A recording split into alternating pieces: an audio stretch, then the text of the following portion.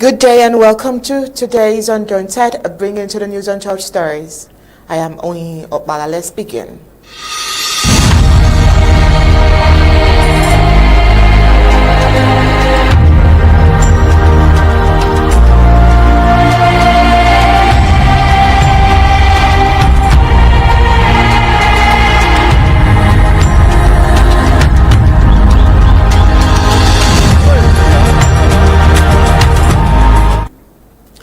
In a harrowing expose, shocking revelations have emerged from Bamenda, the chief town of the Midland Zone of the Federal Republic of Ambazonia, where a devastating escalation in youth drug abuse has sent alarm bells ringing. This trend is clearly attributed to the catastrophic failure of the Yaoundé region policies, which have perpetuated unemployment, poverty, and desperation throughout Ambazonia.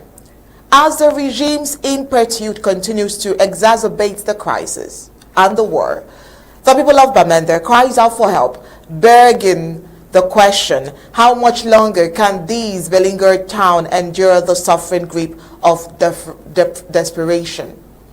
The streets of Bamenda are filled with the sounds of despair as young people, once filled with life and hope and purpose, now struggle to find meaning in a society that seems to have abandoned them. The rise in drug abuse is a stark reminder of the regime's failure to provide opportunities for these youths.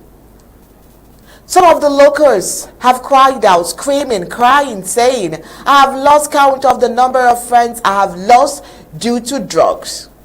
Well, it's like the system is designed to keep us down, they said. We are not asking for more, just a chance to build a better future for ourselves and our families. These are the cries of these young people. The Yaoundé region's failure to address the economic and social needs of Bamenda youths is a clear indication of a crisis of leadership.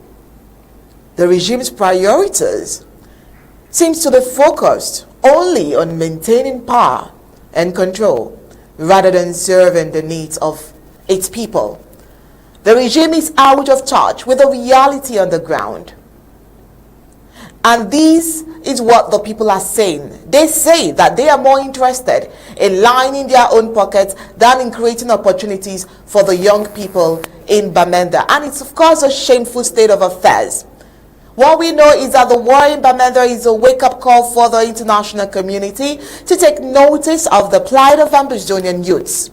It is time for the Republic of Cameroon government to take responsibility for its failed policies and to work towards creating a more inclusive and equitable society. The people of Bamenda and Ambazonia at large are crying out for help, for job opportunities, for education, and for a chance to build a better future. It is time for the Republic of Cameroon government to listen and to act. Well, all these and more will bring on today's Undaunted, but first, let's get the prime headlines.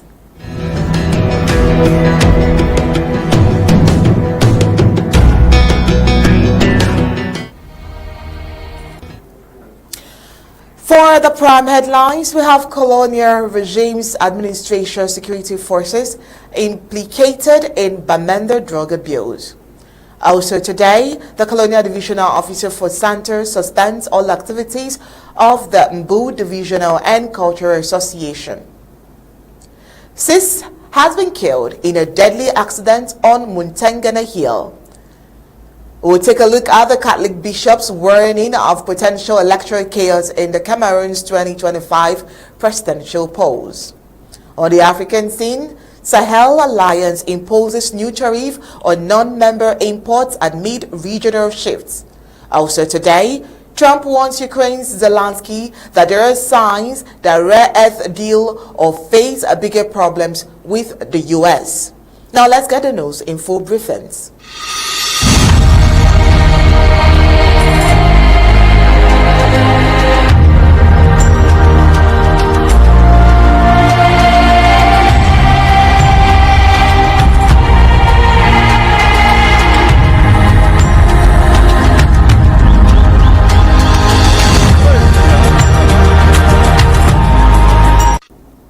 Bamenda, the chief town of the Midland Zone of the Federal Republic of Ambazonia, is grappling with a burgeoning crisis of a significant number of youths that have turned to hard drugs consumption.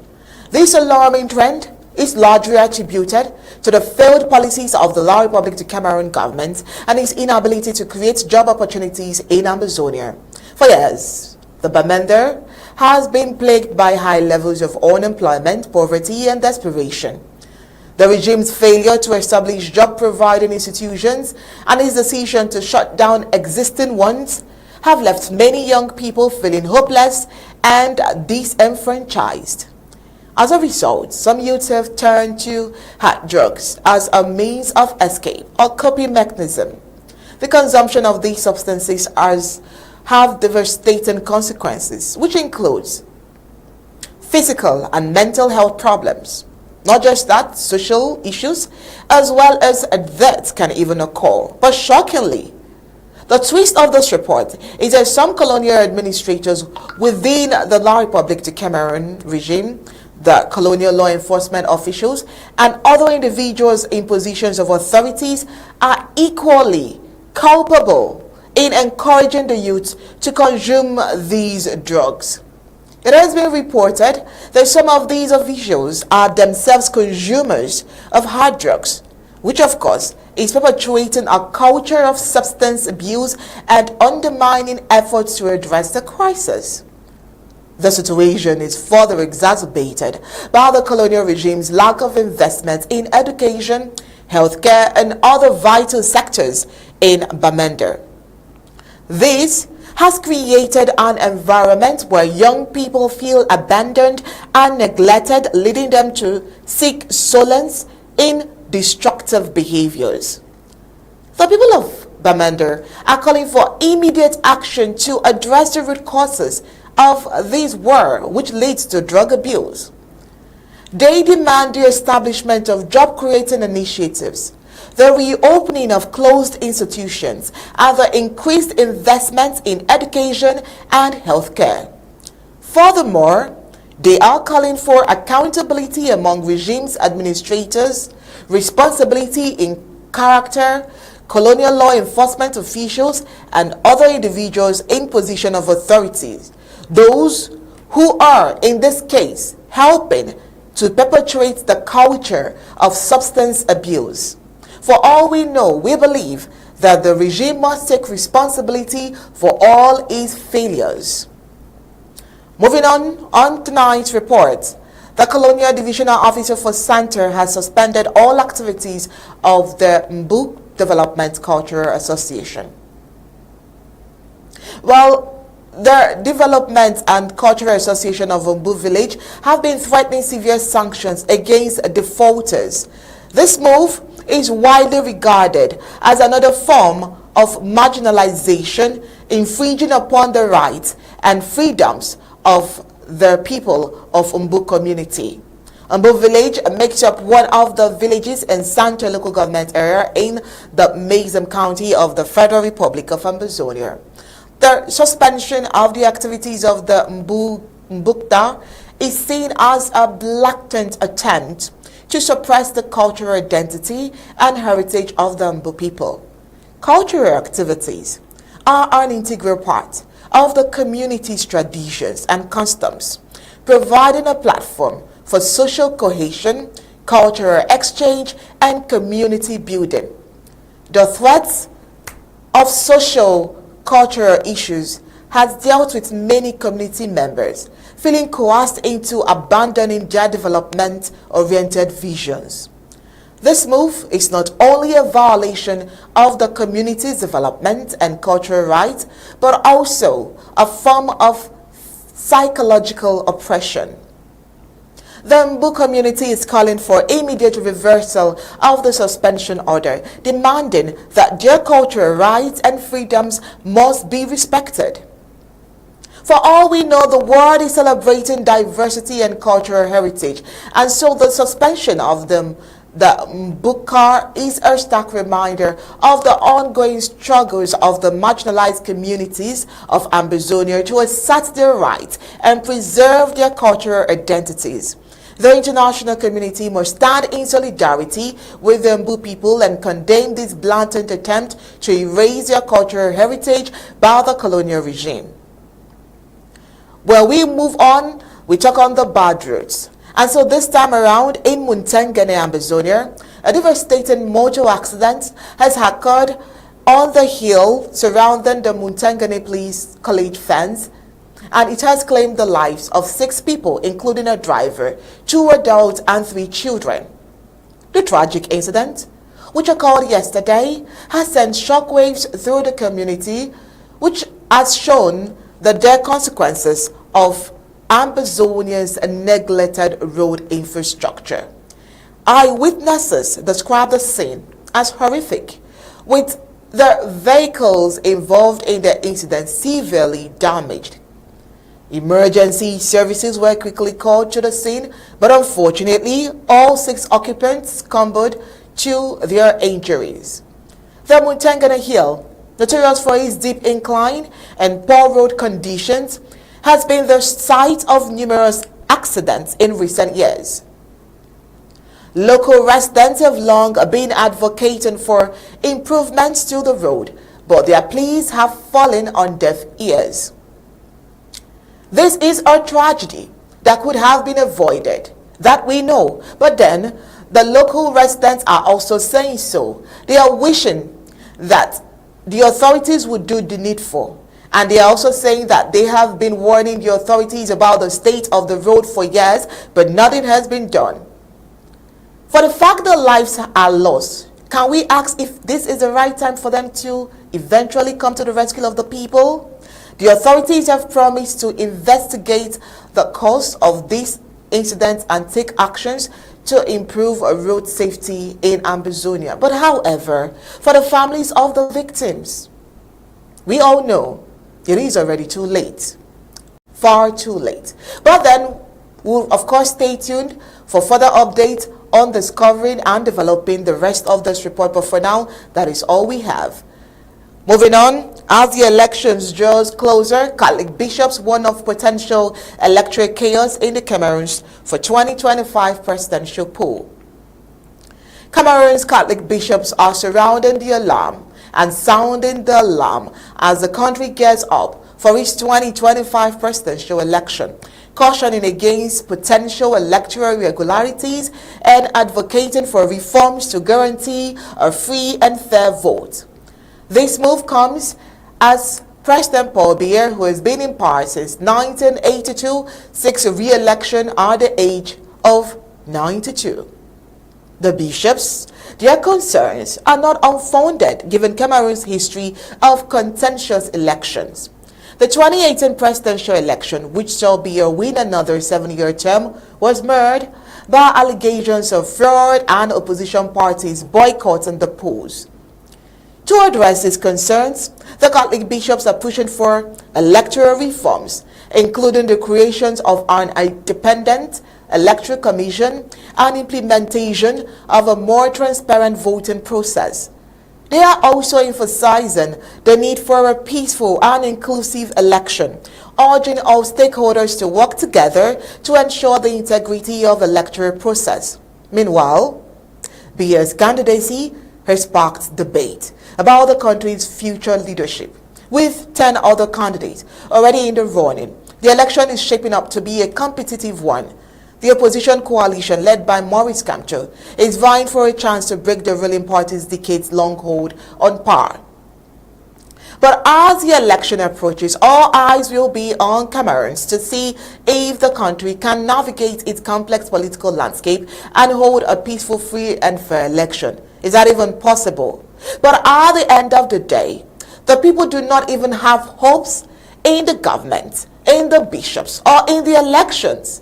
Their comments from reports that we have investigated will show you even more alarming thoughts of the people. Let's start with this comment from Ositer Nicholas. He says that one of the bishops should contest the election. You already know the election will be rigged. How on earth is a 90-year-old man who has been in power for 40 years going to contest presidential election in 2025? What sort of place is the Cameroons. That's what they are saying. We have images of these reactions from these Ambazonians and of course the Cameroonians as well. From Yomi Eric, he says, make them sit down. Only when no time to beg for building cathedral is when they will make noise. Someone also says, Breakthrough says, free and fair votes in which country, he's asking. And so many other reactions here from Ambazonians and of course from La Republic to Cameroonians. This is where we draw the curtains tonight on the news from the home front. Coming up next is the African Report.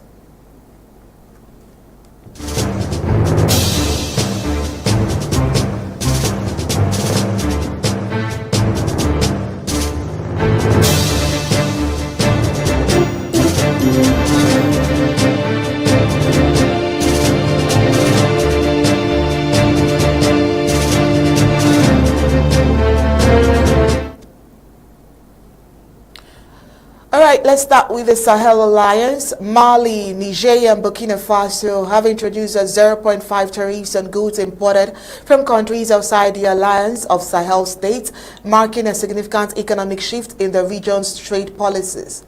This move follows their January 2024 withdrawal from the Economic Community of West African States, citing the regional bloc's colonial legacy and external influence.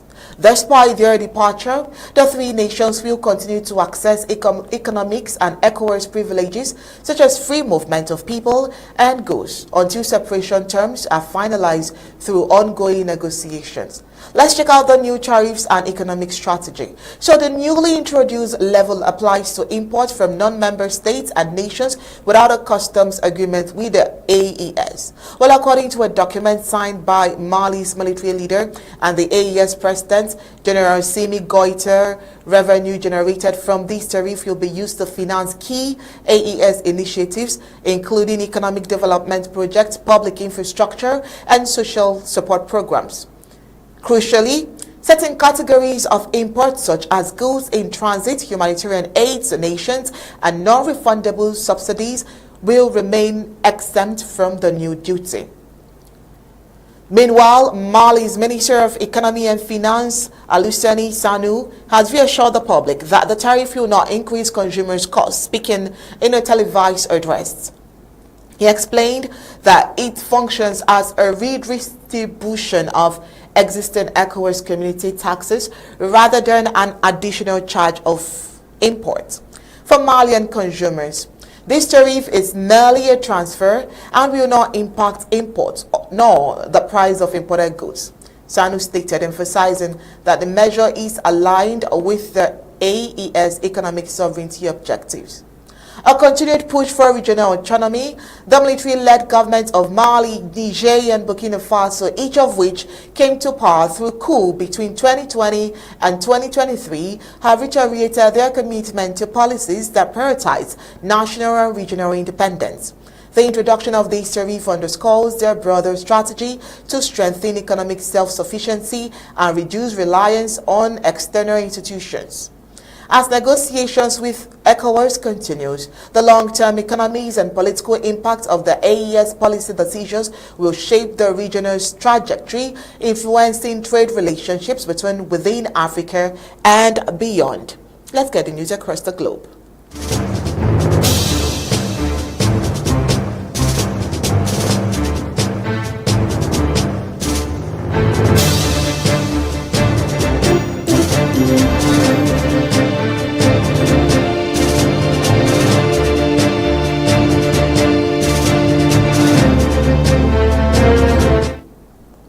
U.S. President Donald Trump recently accused Ukrainian President Volodymyr Zelensky of attempting to back out of a minerals deal between the two countries.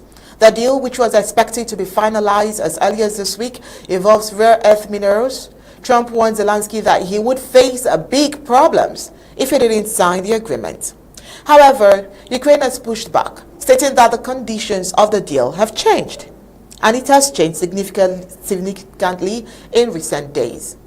This development has likely stopped all of Zelensky's move, and the move is just there, with Zelensky not sure of what he is doing.